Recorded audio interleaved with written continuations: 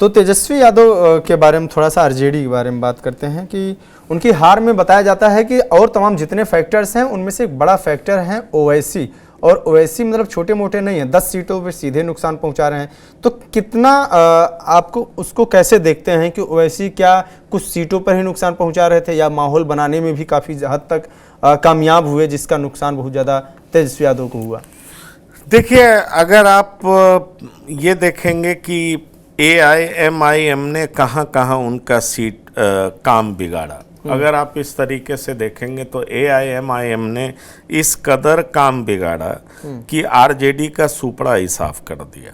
आप इस बात को जान लीजिए। अब आप ये समझ लीजिए कि सीमांचल का समीकरण इस कदर बदला है कि NDA 14 सीटें जीत रही है, महागठबंधन 4 सीट जीत रहा है और 5 सीट AIMIM जीत रहा है। तो आप समझ लीजिए 24 सीटों का आंकड़ा ही है।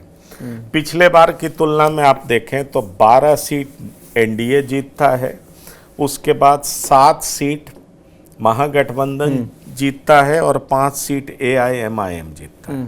इस बार AIMIM अपनी 5 सीटों को बरकरार रखता है, महागठबंधन बुरे तरीके से हार जाती है। अब जब महागठबंधन की हार होती है तो इस बात को आप समझ सकते हैं कि महागठबंधन की हार में किसकी बड़ी भूमिका है, इस बात को तो समझना होगा ना। अगर आप सीमांचल को देखेंगे तो सीमांचल के बारे में कहा जा रहा है कि असुद्दीन ओवैसी ने ठीक उसी तरीके से रणनीति अपनाया जिस तरीके से बीजेपी अपनाती है। एक्चुअली हर बूथ पे AIMIM ने फोकस किया, हर छोटे बड़े नेता से AIMIM के सुप्रीमो असुद्दीन ओवैसी मिलते रहे। उसके बाद कहा जा रहा है कि वोट का जो कॉम्बिनेशन बनाया जा सकता था उसको जबरदस्त तरीके से बनाया और ये अपने मतदाता को समझाने का प्रयास किया कि भाई आप कब तक लालटेन में तेल की तरह जलते रहिएगा। अगर मैं एक सीट की बात करूं, जैसे महुआ में मुसलमान की भी संख्या उतनी है जितना कि RJD के और वोटर्स की, मतलब नॉन मुस्लिम्स की, लेकिन वहां कभी मुस्लिम को टिकट नहीं मिला। ये बात मुसलमान मतदाताओं को समझाया गया कि आखिरकार आप ये देखिए कि आपका इस्तेमाल कैसे RJD करती आई है। उसके बाद ये मैसेज जन जन तक पहुंचाने का प्रयास किया गया कि 2%, 2.5% वोट किसके पास है, तो मुकेश सहनी के पास है। मुकेश सहनी जीत जाते हैं, पर आप क्यों नहीं जीतते हैं? मुकेश सहनी डिप्टी CM के उम्मीदवार बन जाते हैं, कोई मुसलमान क्यों नहीं बनता है? ये बात पहुंचाई जाती है और जब ये बात पहुंचाई जाती है तो दिक्कत ये होती है कि लोगों को बड़ा गुस्सा आता है कि भाई हम कब तक इस्तेमाल होते रहेंगे।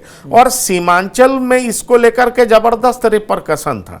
आप ये पाएंगे अंत में कि जिस तरीके से AIMIM का कैंपेन होता है और कैंपेन में AIMIM लो प्रोफाइल रखती है, कभी भी इस तरह की बात नहीं करती। तमाम मीडिया उस कहती रही कि भाई इस बार AIMIM के लिए कोई जगह नहीं होगा, ये कहती रही ना। लेकिन AIMIM ने क्या किया, असुद्दीन ओवैसी ने क्या किया, अपने कार्यकर्ताओं पर, अपने वोटर पर, अपने बूथ पर, छोटे बड़े नेताओं पर, उन सबको एक साथ किया, इकट्ठा किया और यह बताया कि हम अपने हक के लिए लड़ रहे हैं, हम कोई बीजेपी को जिताने के लिए नहीं लड़ रहे हैं। बीजेपी का डर हमें कब तक दिखाया जाएगा? और इस तरीके से आप देखेंगे तो परिणाम बिल्कुल अजीबोगरीब हुआ, जिसकी उम्मीद RJD को कभी नहीं होगी।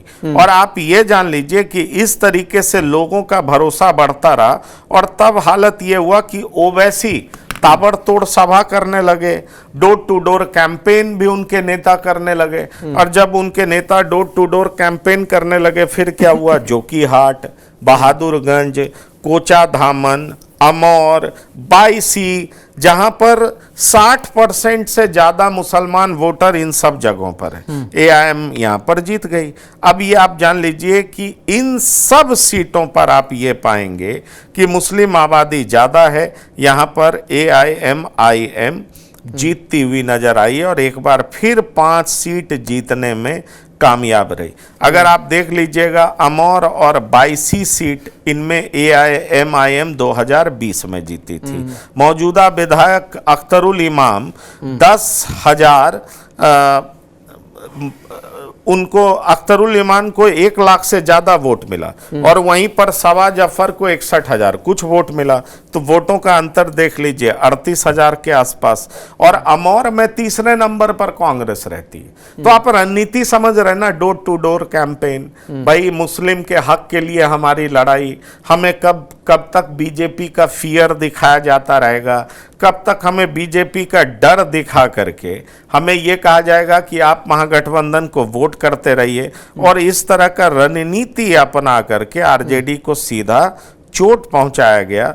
और इस तरीके से आरजेडी वहां पर 1 सीट पर सिमट गई। तो आप समझ सकते हैं कि कैसे ओवैसी की पार्टी ने जोरदार नुकसान पहुंचाया महागठबंधन को। ठीक है, महागठबंधन को वैसे नुकसान पहुंचाया।